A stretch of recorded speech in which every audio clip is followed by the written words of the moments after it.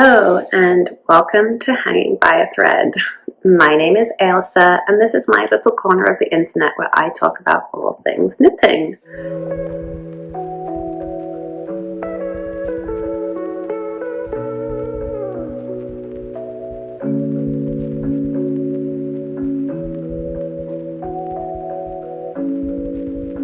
I'm joining you today. It's been a little while since I last posted a video. I didn't intend for the gap to be quite so long.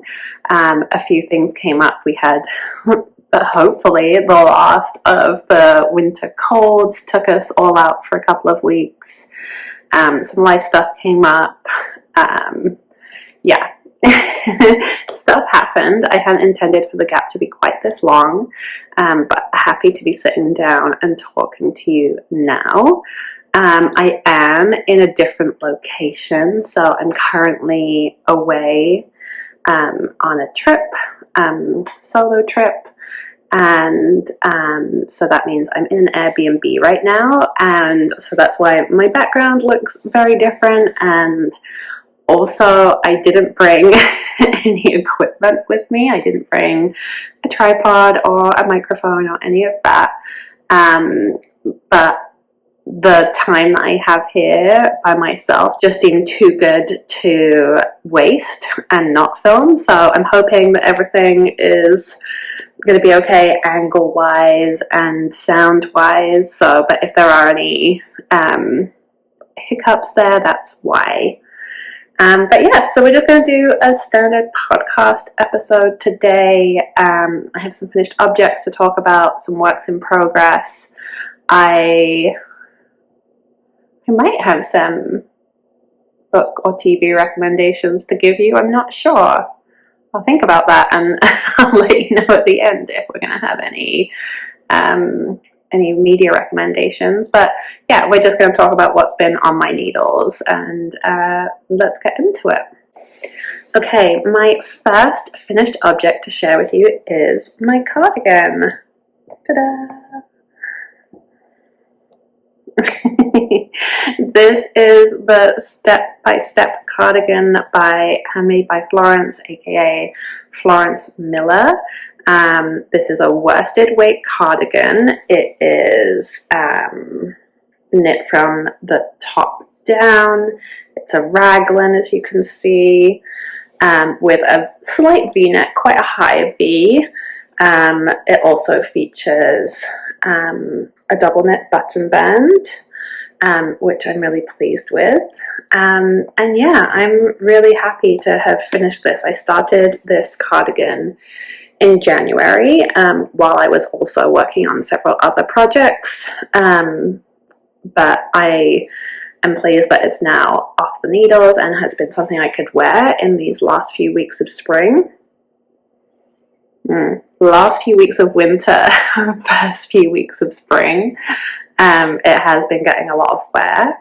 The yarn I used is Barocco Vintage Worsted. The colorway is Pumpkin, which is an acrylic wool blend. Yeah, so what to say about this cardigan? I'm really pleased with how this has turned out.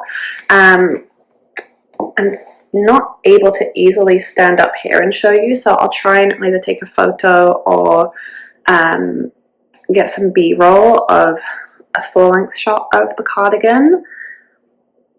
It's quite cropped. It sits above my navel, which is actually really nice with skirts or dresses. It's a really nice length for that. I had actually extended the length from the pattern because I'm tall, but it still came out pretty cropped, so there we go, that's that. I did end up with fairly short sleeves as well. I don't really understand what happened here, because pre-blocking and before I bound off, I was trying this on and the sleeves were longer. So they somehow lost length in blocking, which I don't quite understand. But you know, I've got this kind of 3/4 length vibe going on, which I don't hate. I think that's kind of nice for a spring or early fall cardigan where you don't need the full coverage yet. It actually feels like quite a nice look, so I'm not too worried about that. But it's just funny because I had done all of these things that I thought was going to help make sure it was going to be, the sleeves were going to be long enough. So I did the button band before I did the sleeves, because I know the button band can kind of cinch everything in, so I knew that that could affect the length of the sleeve or the way that the sleeves fell. So I did that. I tried it on. I didn't do a block before I bound off, which I guess would have been the next step to make sure that it was gonna be the length I wanted. But you know, I'm not mad about it. I'm not so mad that I'm gonna do anything about it. Yeah, the only real modification I made other than length was I did on the cuffs and the hem, I did twisted rib rather than a standard 1x1. I did full twisted rib, so that means I knit through the back loop on both my knits and my pearls, which I think just gives this really lovely clean rib. And so twisted rib does have less stretch than a standard rib, but on a garment where you don't need a lot of stretch, I think it looks really, really nice. So I think it's worth doing the twisted, or you know, you could do half twisted as well if you don't want to purl through the back loop. But I just think it gives such a nice finish, and I like, obviously there is still stretch there. It's not like it's super tight or anything, and I don't need stretch here. It's a fairly loose sleeve. I'm not looking for it to kind of cinch in around my wrist, so it didn't need to be incredibly stretchy. So yeah, that was the one major change I made, which is not that major at all. I'm gonna have to change out of this though before I keep on talking, because it's warm here this morning. I'm just getting a little bit too hot, so I will be back in one moment. Okay, I got interrupted by a phone call, so my angle and everything might have changed a little bit, and I've also slightly lost what we were talking about before, other than I know it was my step-by-step cardigan. In terms of like overall satisfaction with the garment, I'm really pleased with how it's turned out. I have got a lot of wear out of it so far, and I think it's going to be a really useful piece in my wardrobe, so I'm very, very happy with that. The pattern was very well done. So Florence Miller has these two patterns. There's the step-by-step sweater and the step-by-step cardigan, and as the name suggests, it's intended to take you step by step through making your first garment. So it is very well structured, very well written, with a beginner in mind. So it's very clear, very easy to follow, nothing too complicated. Although also what I appreciate is that it doesn't skip out on things that might seem intimidating to a beginner. So for example, it does do the double knit button band. One thing this pattern is missing is there aren't any short rows or any techniques used to raise the back neck, which I don't mind too much in this cardigan, but I think it probably would be improved by having that. But again, maybe that was just to make it a little bit more friendly for a beginner knitter. I'm just going to hold it up now that I've taken it off. Here we go, here she is. So it's a very easy to follow pattern, and I think it gives a really nice classic cardigan that you just cannot go wrong with. I absolutely would knit this again. I think it would be great to have more colors. This just feels like such a staple that could, you know, be made multiple times to earn its place in my wardrobe. What else to say about the pattern? Oh, the pattern does come with video tutorials. I didn't end up looking at those because I don't need them. I'm not a beginner, so I can't offer any kind of commentary on those and how effective they are, but they do exist, so if that's something that interests you. If you are a newer knitter, I absolutely think you could follow this pattern to make your first garment. I think if you've, for example, knit a hat before, where you've done, you know, a hat is a great learning project for a beginner because you have different techniques you're doing throughout it. So you're doing ribbing, you're doing either increasing or decreasing depending on which direction you're knitting from, but you're doing that shaping, you're working in the round, so you've got some really great learning in a hat.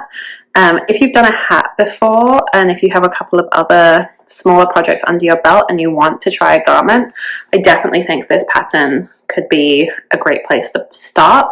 And I assume, although I haven't knit it, the step-by-step sweater would also have a similar kind of ease for a novice garment knitter. So yeah, that's that. I'm not going to talk too much about the yarn. I've spoken about my enjoyment of Barocco vintage before, but I'm happy with the color. I was a little bit worried that it was going to read way too autumn. It is this pumpkin orange, and that I wasn't going to feel good wearing it in the spring, but I don't know. It goes with stuff in my closet. I think I was just getting hung up on something I didn't need to get hung up on. The buttons. Let's see if I can get you to focus. There we go. The buttons are just a fairly basic brown beveled button. I think they're maybe slightly large for the button band width. I think these are 20 millimeters, or maybe they're 18, but anyway, they feel slightly large, but not so much that I'm worried about it or overly worried about it. And if I want to change the buttons out in the future, that's not too big a task. One thing I'll say that's a trick that I learned from, I can't remember who, maybe Amy Sher. That feels true when I say it, but I don't know for sure. I'm pretty sure it was Amy Sher. And when putting my, when putting my button on, I took a strand of yarn and separated the plies so that I could use my yarn to sew on my button, but I wasn't trying to use the full worsted weight yarn to do that, so I was just using a single ply of the yarn to be my thread for the buttons, which just makes it look really neat because obviously it's matching the yarn, but isn't like a really bulky thread. In fact, if you are somebody who has struggled with getting your buttons to sit well, Amy Sher has a great tutorial on how to create a little shank with your thread. That was something I grew up learning how to do, but I realized later that not everyone knows how to do that.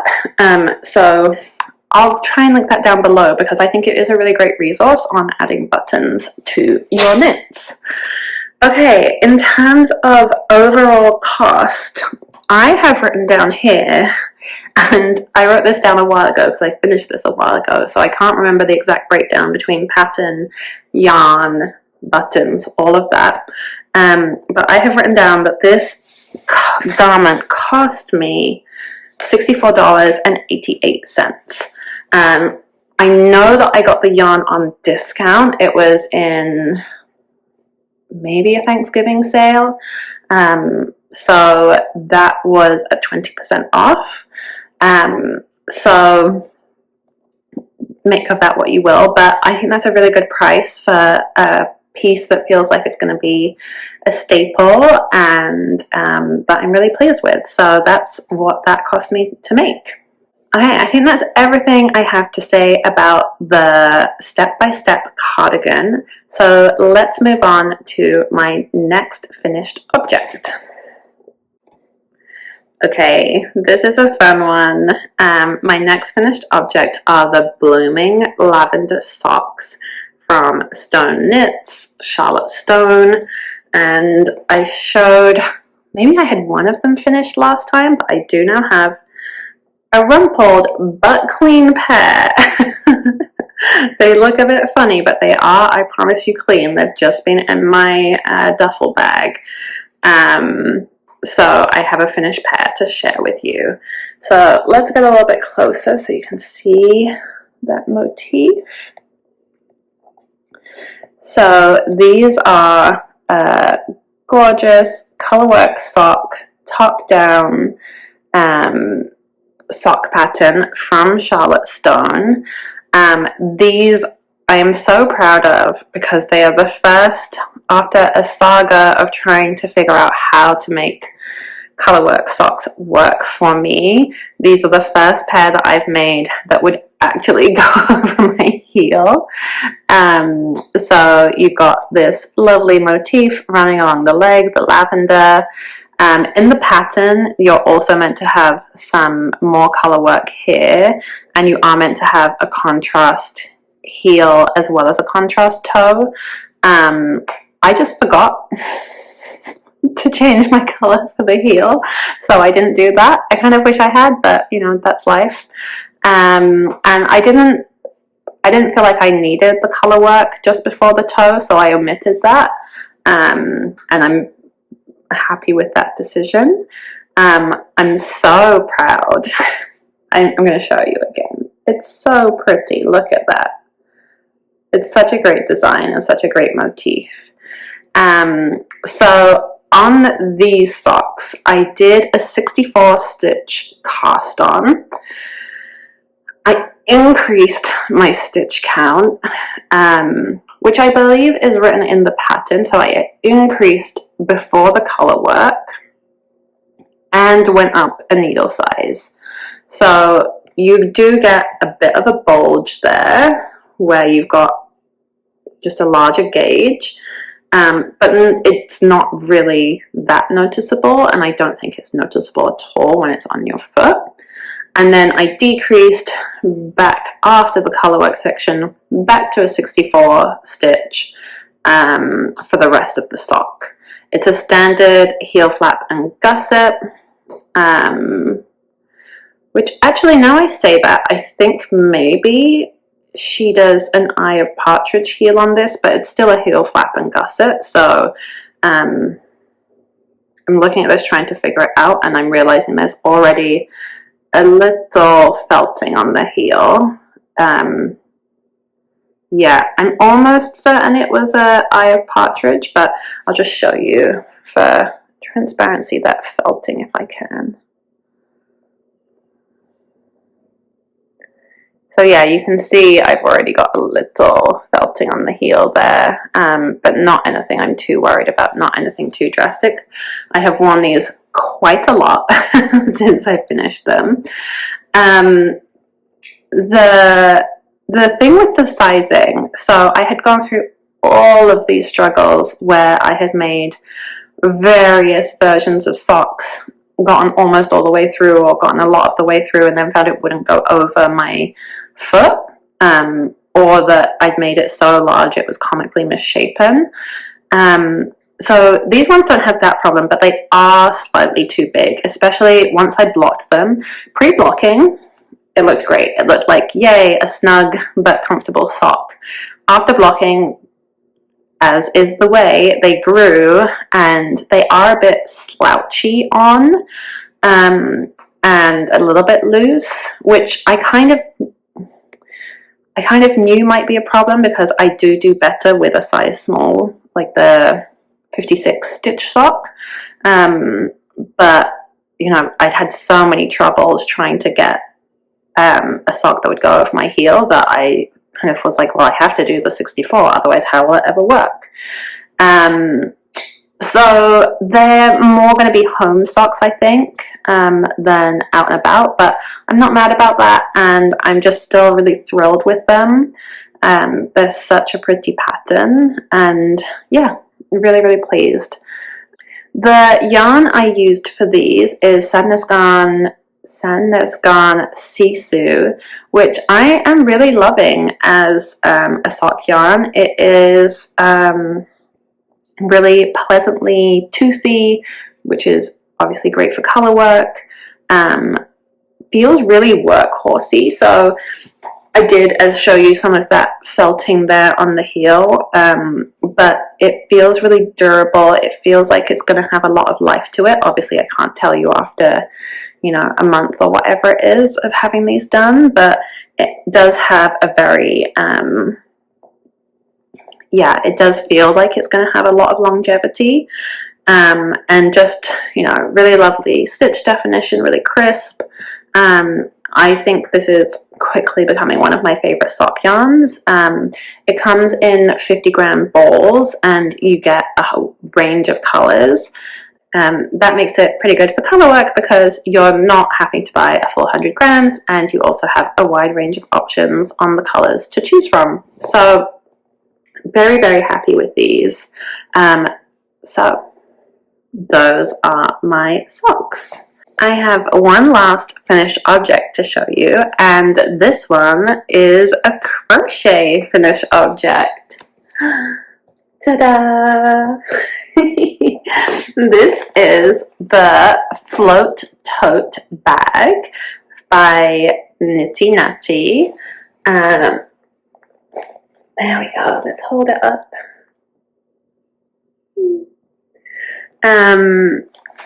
Yeah, I am so blown away by the fact that I made this. So I have dabbled with crochet in the past. I took a class at a local yarn store like maybe a decade ago. My mum at various times had tried to teach me how to crochet. I could do the basics. I could make a chain, I could make a granny square, but nothing much more than that. And I'd never got very far. And then I saw that Nitty Natty Natalie of Love and Stitches was doing a crochet along for this bag. So my understanding is that this is an older pattern that has been revamped, and so as part of the relaunch of the pattern, Natalie was holding a crochet along for people to make these bags together. And when I saw that on her channel, I was like, oh, doing more crochet had been one of my 2025 goals. And I thought, well, this would be a great opportunity to throw myself in to, you know, really trying to understand crochet. And I'm so glad I made that choice. I'm so thrilled by the whole experience. The make along came with a couple of Zooms. I made it to the kickoff Zoom, but not the closing Zoom. It also included a Discord channel and video tutorials, which we'll get to in a second. So it was nice to have that kind of sense of community. That's very motivating to me, especially doing something new. I honestly wish more make-alongs would use something like Discord as a forum for, you know, community during a make-along period. I find Instagram just too disparate to really connect with people. But Discord, I don't know, Discord just works for me and I love it. I'll say that the make-along was free to participate in. You did have to pay for the pattern, but the pattern was 50% off prior to the make-along beginning. and but then everything else included in the make along was free to participate in. So yeah, that was just such a great experience and so wonderful. There were 2 sizes of bags included in the pattern. I made the three skein bag. As you can see, it's pretty hefty, but there's also a 5 skein bag you can make too. The pattern calls for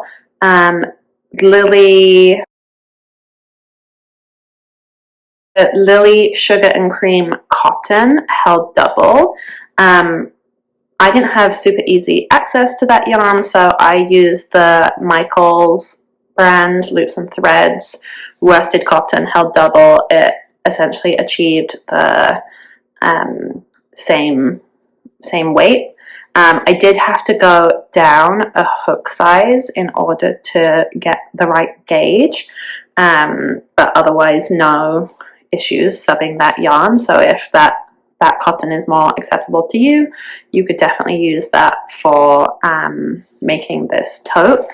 And then obviously I used 2 colors. I don't know exactly what the color names were, but I have this cream color and this kind of paler cornflower blue color, which I think is a really nice mix. It has a very summery vibe, which I'm very much into. Pattern is intended or designed to be used when you're making color work. So part of the pattern is you make these cups and a tray, and let me just actually grab. So you have a tray and you have your cups, so you would have 3 cups, and you could put your yarn that you're using for color work, and then you can move it so that your yarn isn't getting twisted. So that's kind of like the idea behind it. So I did make the tray and the cups as well. In fact, I made a lot more than 3 cups because my toddler decided that she loves these cups. So she needed them to put her toys in. So I only have 2 here, but there are many more at home, and I'm sure there are more in my future, because actually it's kind of great. These are kind of a great toddler storage device. You can easily make bigger or smaller if you wanted to, and then that just allows her to have like little, you know, it's cotton, it's squishy, it's cute, and she loves putting stuff away in them. So an unexpected use for that part of the project. I think for me, the real standout highlight of this pattern was the tutorials that Natalie has made to go along with it. So during the make-along, she was releasing a video each week with a different kind of component of the pattern in each video tutorial. And that was kind of to give us a schedule to work towards, which again I really appreciated. So, you know, oh, this week you're going to make your cups, this week you're going to make the tray and the base of the bag, this week you're whatever it was, whatever the speed and elements were. I really, really appreciated that. Now that the relaunch is complete, the link to the entire tutorial is included in the pattern. So if you bought this pattern, you would have access to that right away, the full tutorial. But the tutorials were genuinely fantastic. So as I say, my experience with crochet, very, very limited. I had quite significant doubts that I was going to be able to accomplish this at the start of the make-along, and I truly credit the high quality of the tutorials for getting me to this finished stage.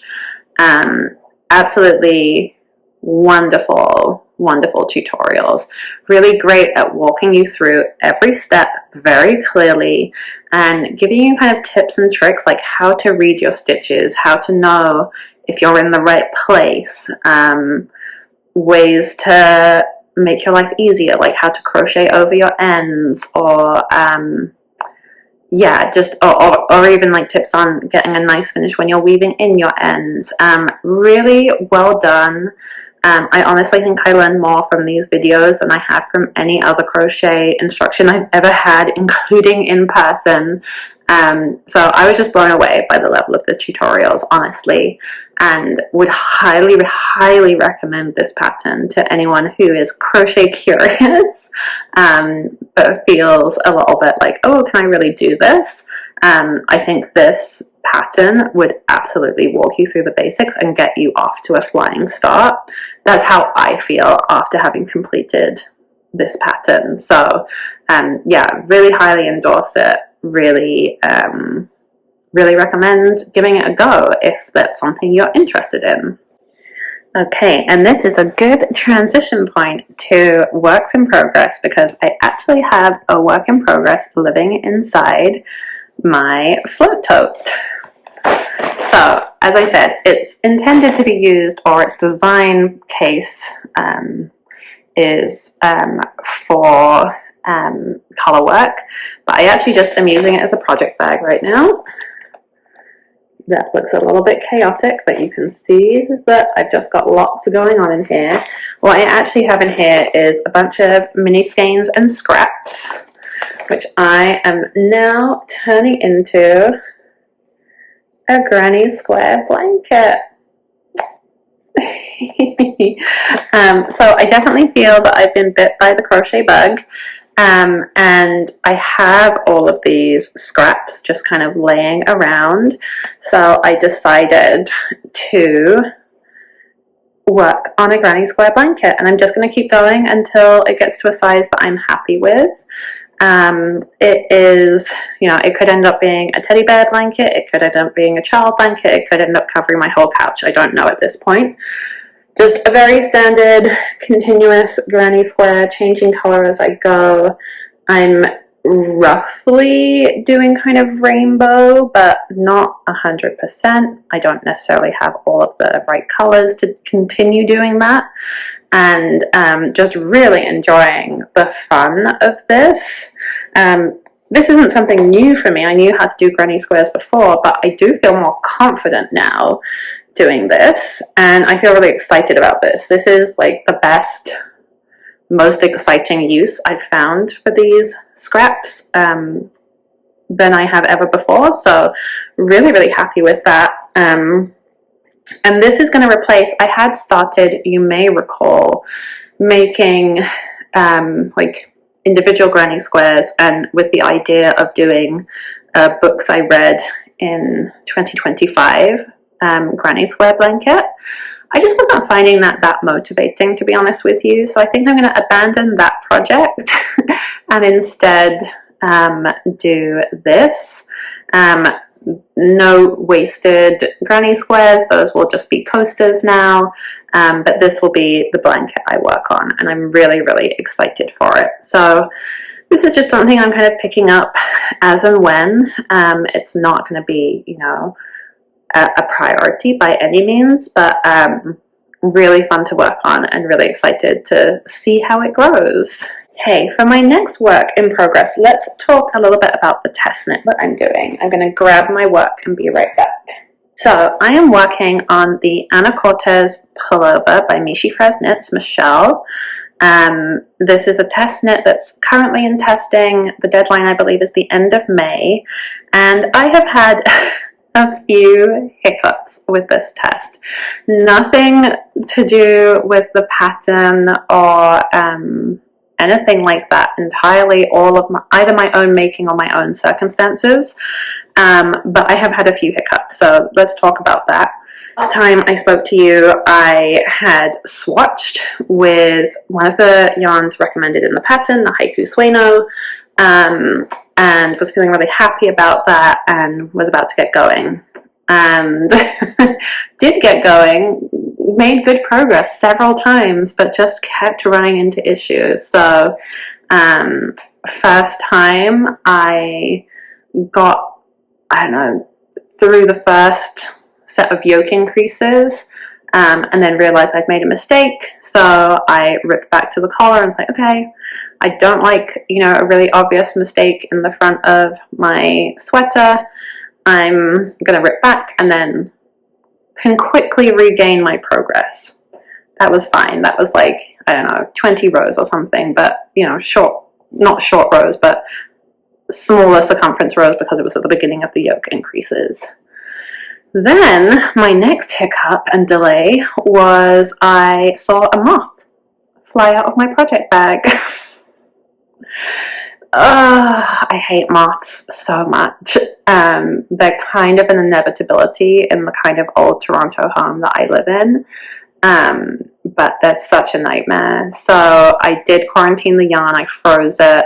I lost about a week to that process because I did a 72-hour freeze, then a thaw, then another 72-hour freeze.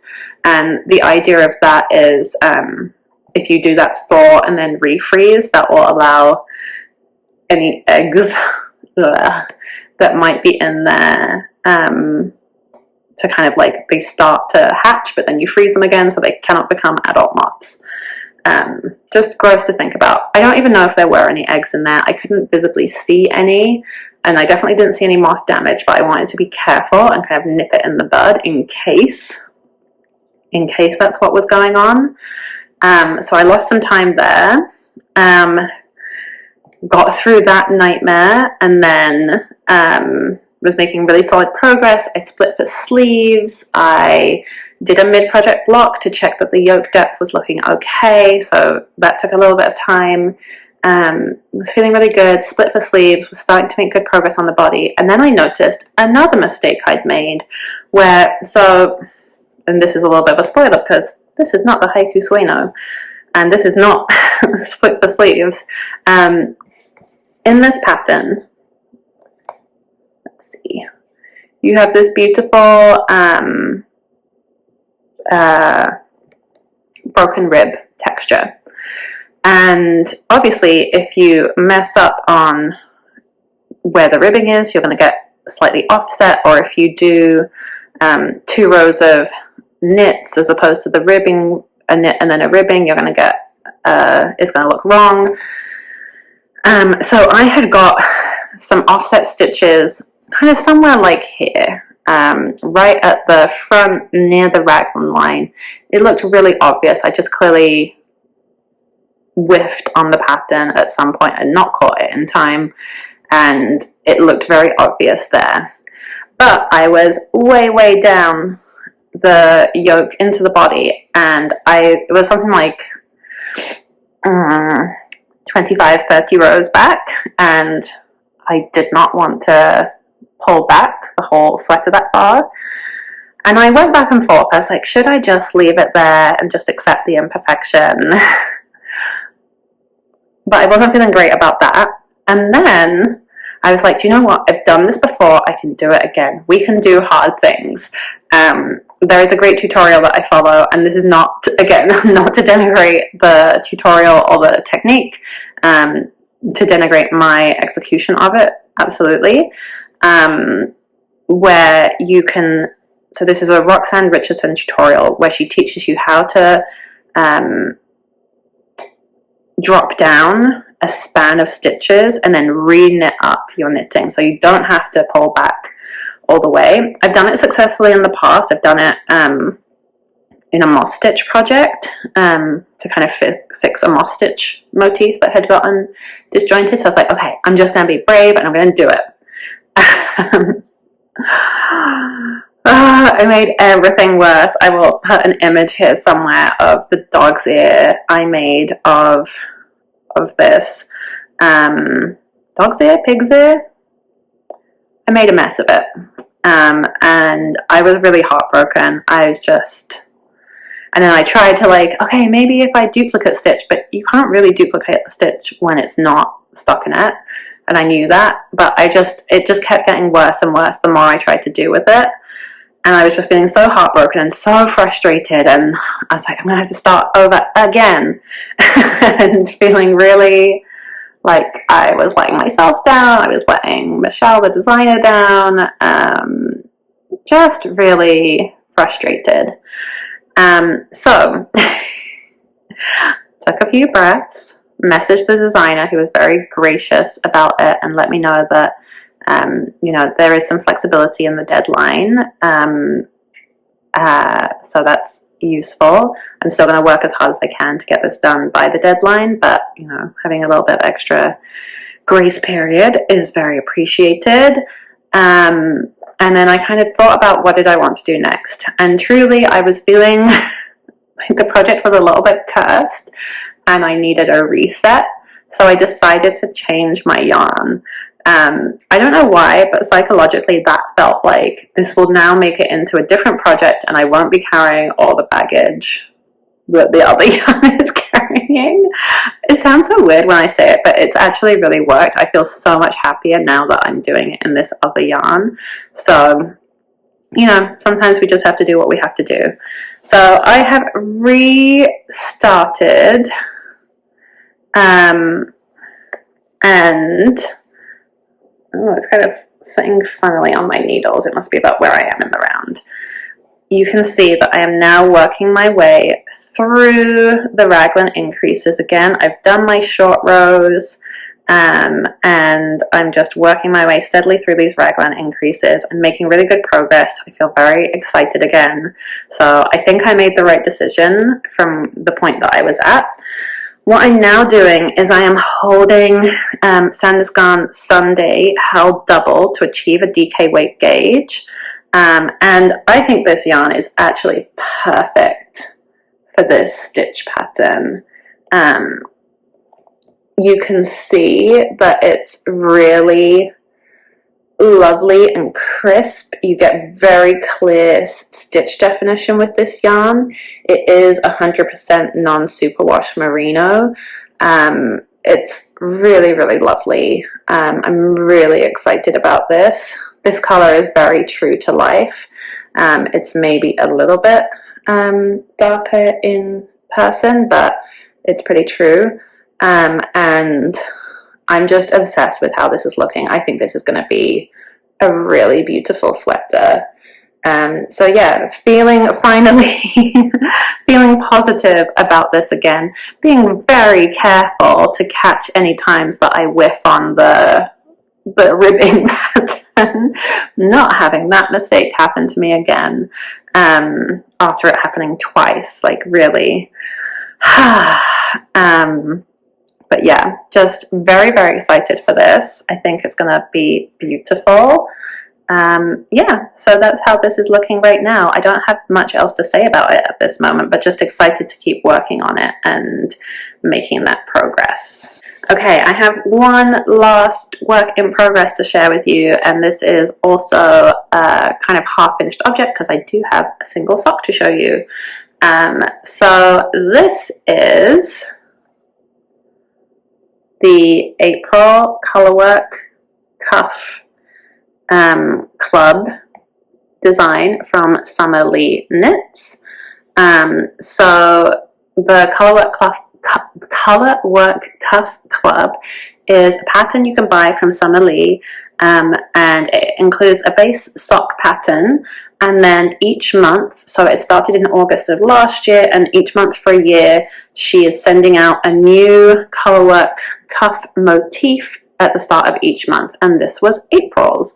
So we have these lovely rain clouds and raindrops, and then I followed her sample and did a striped foot, or rest of leg and foot. So these are so cute. Look at them. They're so lovely. So I did make some changes to my my formula from the Blooming Lavender. So this is in fact a 56 stitch sock. I did not increase for the Colourwork section. I did go up a needle size, but I didn't add stitches, and it fits great. Yay! So that's really exciting.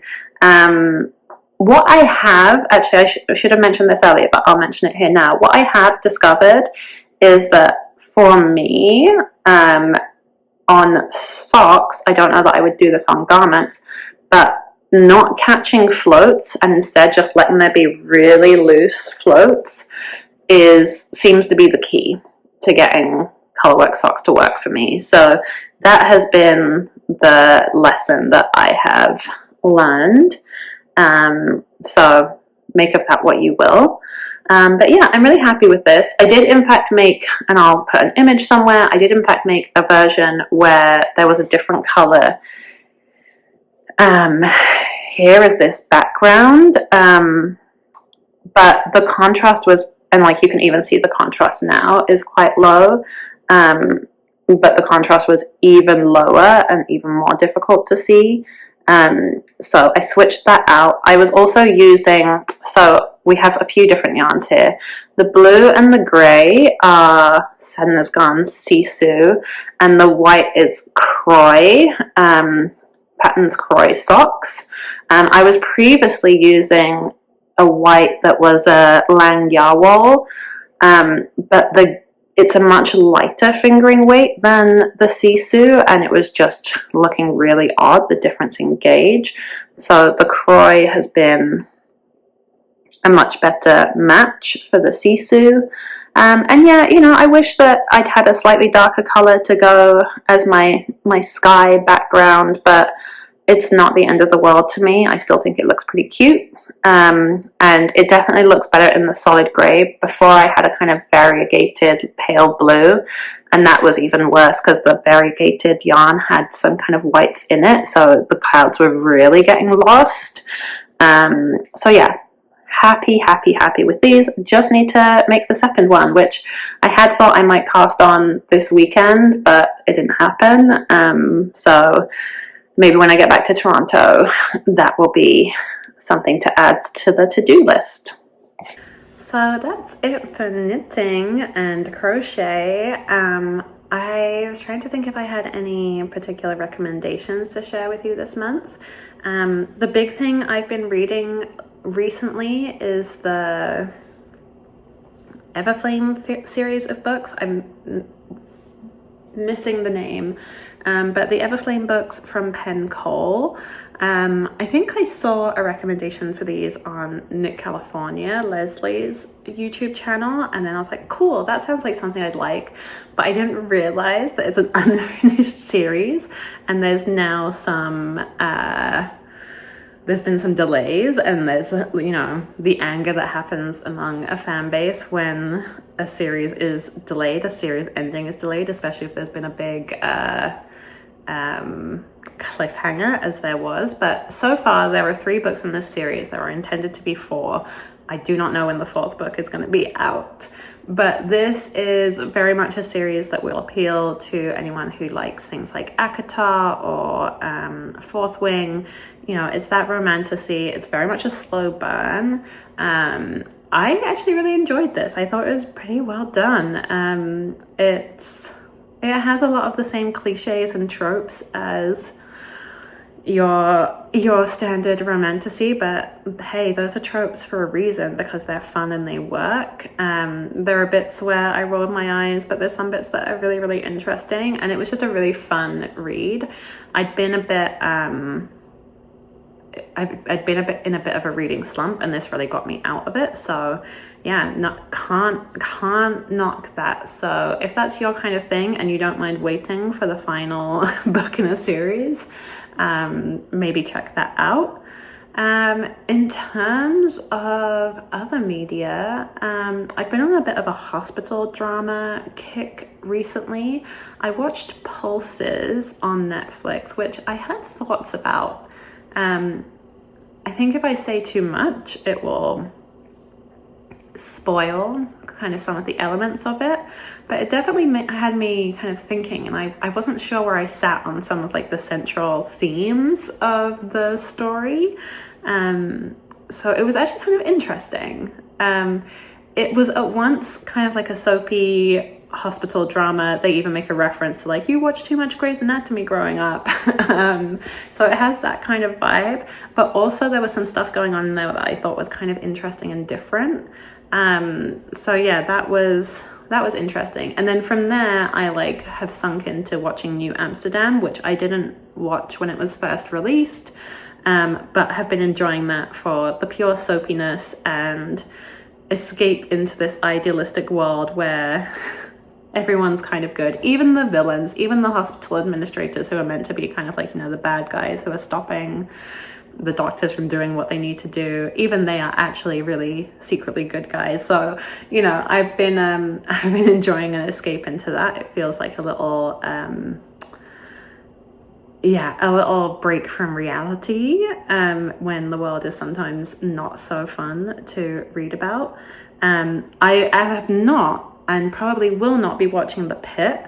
I know lots of people have been loving it, but I want my hospital dramas to be escape from reality. So when people are like, it's so realistic, it's like you're there in the hospital, I'm like, I don't need to be in a real hospital. That is not what I'm looking for. I want the soapy drama aspect of it. I do not want the gory reality. So all power to you if you have been loving The Pit, but I don't think it's something I'm going to be watching unless someone convinces me otherwise. So if you absolutely love it, let me know. But I don't think that's going to be my thing. So that's kind of where I've been at right now. I'd love to know if there's anything you've been reading or watching that you'd recommend. And I think that's where we're going to wrap it up for today. So if you enjoyed this video, please hit the like button. Leave a comment, tell me what you've been working on lately, or what you've been watching or listening or reading. And don't forget to subscribe if you would like to see more of these videos. You can hit that subscribe button and get notified whenever I next upload. So thank you, everyone. I will see you next time, and happy knitting. Bye.